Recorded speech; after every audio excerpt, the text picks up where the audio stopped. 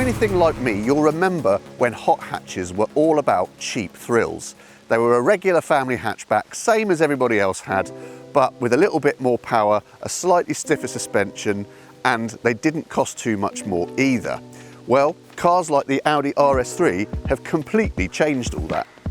When the first RS3 came along back in 2011, it was much more than just a slightly souped up A3. Here was a car with four-wheel drive, a performance-tuned turbocharged 5-cylinder engine and 340 horsepower, making it capable of outsprinting many more exotic performance cars. In truth, it wasn't awfully good, but that didn't stop people buying it, so much so that it provoked Mercedes into a response in the shape of the A45 AMG. And so began an enduring German power struggle. Periodically, both cars have been bestowed with updates to give more and more power, all in an effort to claim those all-important bragging rights of being the fastest car in its class. This is the all-new RS3, and on the face of it, it might appear to be a bit of a white flag from Audi. You see, Merc's latest effort, the Mercedes-AMG A45S, packs a frankly staggering 420 horsepower, whereas this only has a measly 400, despite its engine having an extra cylinder and an extra half-litre of capacity. So is this effectively Audi giving up and going home? Well, no, because despite the power deficit compared with the Merc, this car is officially quicker, covering the 0 to 62 miles per hour dash in just 3.8 seconds compared to the A45's 3.9. And if you pay extra to have the Audi speed limiter removed, you can keep powering on until you're doing 180 miles per hour compared to the Merc's 168 miles per hour top speed. And I think you'll find, Mercedes, that is bragging rights well and truly restored. Either way, these numbers are truly astonishing for what is still a compact family hatchback and go way beyond those of your traditional hot hatch. In fact, they're so far removed, we don't think you can even call these cars hot hatches anymore. These, my friends, are hyper hatches. Want to know something else that's hyper? The price. You ready for this?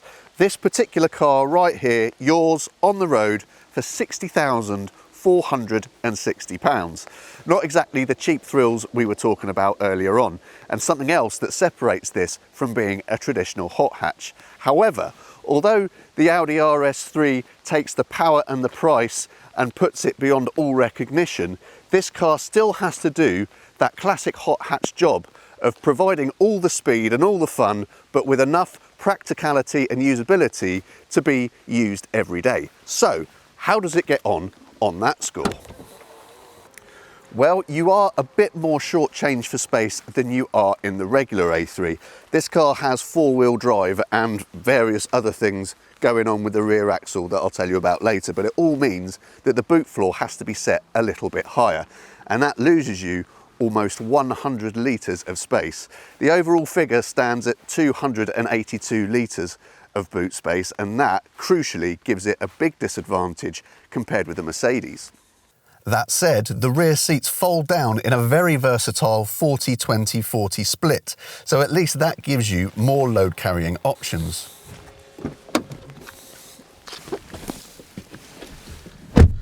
Now that the RS3 is only available in 5-door Sportback or 4-door Saloon body styles, all versions have rear doors that make getting in and out that much easier. And once you're in, you'll find enough headroom and legroom for a 6-footer like me to get comfortable even behind a driver of similar proportions. And importantly, there's just as much space back here as there is in the Mercedes. Climb in the front of the RS3 and owners of the previous car might well wonder what on earth happened, and for two reasons. First of all, one of the areas in which the old car really impressed was with the ease and simplicity of its dashboard controls and its infotainment system, the latter of which was controlled with a user-friendly rotary dial. The latest RS3 has a newer, more fashionable touchscreen system, which looks good and is very responsive to your inputs, but it's just not as easy to operate as the old system. The other area in which the new RS3 seems to have taken a big step backwards is in terms of its interior quality. The old RS3, like all A3s of the time, had lustrous materials, tasteful finishes, and really beautifully damped switches, and that all made it feel really special inside. The latest version, meanwhile, feels reasonably acceptable in terms of its materials and its fit and finish, but we're afraid to say that that wow factor has sadly been lost. You might also say it feels a bit drab in here, with a dark, monotone colour scheme and very few additional flourishes to let you know you're in a super fast RS model. Let's see just how super fast it is, shall we?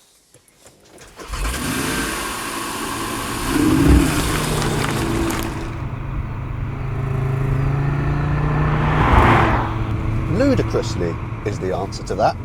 Unusually for a new RS3, it doesn't actually have any more power than the car it replaces, although it does have a smidge more torque, and both are delivered a smidge more readily. So how does it manage to deliver those class-leading acceleration figures? Well, there are a variety of factors at play here. The standard four-wheel drive helps get the power down to the road as effectively as possible, and the 7-speed twin-clutch transmission races through upshifts quicker than any human could hope to. There's also the standard launch control, which means even the most ham-fisted driver can nail the perfect start time after time. The thing is, you don't need to dial in the launch control for this thing to feel epically, monstrously, game-changingly fast, and that applies both away from the mark and when you're picking up speed on the move. It even feels pretty flexible when the engine's barely ticking over, but if you get some revs on the dial, either by shifting down or burying your right foot, or preferably both, then the sensation of acceleration you feel is borderline unhinged. Speed isn't a problem for the latest RS3 then, but to be fair, it wasn't for the previous two iterations of the car either, and as we said earlier, those cars weren't actually all that good. So what was wrong with them? Well, despite their undeniable pace, you just felt a little bit removed from the driving experience due to the inert feel of most of the main controls. What's more, it was fine when you were driving at 7/10 of the car's potential, but if you pushed it that little bit further into 8/10 territory, then things just started to fall apart a little bit. The gearbox would fluff its lines and get caught out. The steering would offer you very little in return. And there was way more understeer than you would expect, especially of a four-wheel drive car. So, does the new RS3 suffer the same fate? Well, certainly not to the same extent, nowhere near. The rear axle has a new gizmo called a torque splitter, and put really simply, that increases the drive torque to the outer rear wheel when you're cornering, and that's designed to reduce understeer and make the car feel more nimble. And on the strength of what we're experiencing today, it really seems to have worked.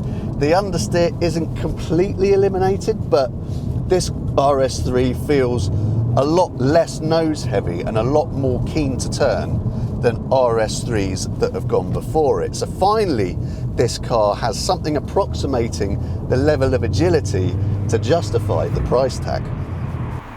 The suspension helps on that score too. This particular car is fitted with the adaptive suspension that comes as standard on top spec Vorsprung models and is optional on base level RS3 and carbon black trims.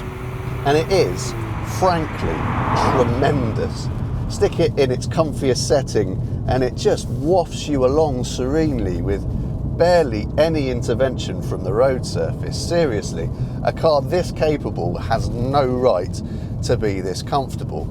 And when you select one of the racier settings, yeah, you can feel everything hunker down and become firmer. But even so, it's still surprisingly comfortable while still delivering that rock solid body control that you really want from a car like the RS3. The grip and traction you get is absolutely mighty as well. So as a point-to-point machine, we'd struggle to name another car of any type that would get there quicker than this. Having said all that though, the RS3 still isn't perfect. Those modes are a bit of a faff, to be honest. There are just so many of them, each of which delivers slightly different settings for things like the steering, the suspension, the drivetrain, the torque splitter, the engine sound. And ultimately, a lot of the modes don't feel all that different from each other. There's also an RS individual mode that lets you apply your own settings for each of those individual parameters. And yes, it gives you lots of choice and makes the car capable in a wide variety of different situations and environments, but by crikey, it doesn't half take a lot of time to work through it all. And while the engine sounds tremendous with that unique warbly 5-cylinder character, we're surprised there isn't at least one setting where it becomes a great deal noisier, especially considering that this particular car is fitted with the optional sports exhaust. But ultimately, it's the RS3's remote feeling controls, particularly the steering, that just take the shine off a little bit. Yeah, it's accurate enough, and most people will be fine with the weighting, but it just doesn't react quite as quickly as you expect it to. And it still doesn't deliver the feedback or the sensation that would deliver that last level of engagement and excitement.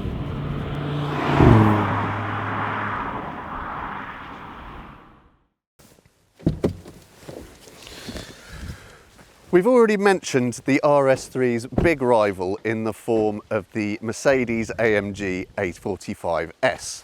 And the truth is that although they're very similar on size, on price, and they're both monumentally fast, they're actually quite different cars. The Mercedes is an angry, aggressive, pointy thing to drive, whereas the Audi is a bit more softer edged and a bit more civilized. Whether or not that's a good thing in your eyes will be the very thing that determines which one you buy, but whichever it ends up being, know that you're getting a very capable and very impressive machine.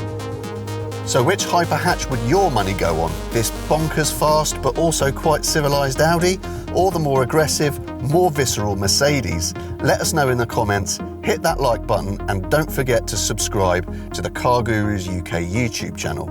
And for a great deal from a top-rated dealer on your next car, head over to cargurus.co.uk.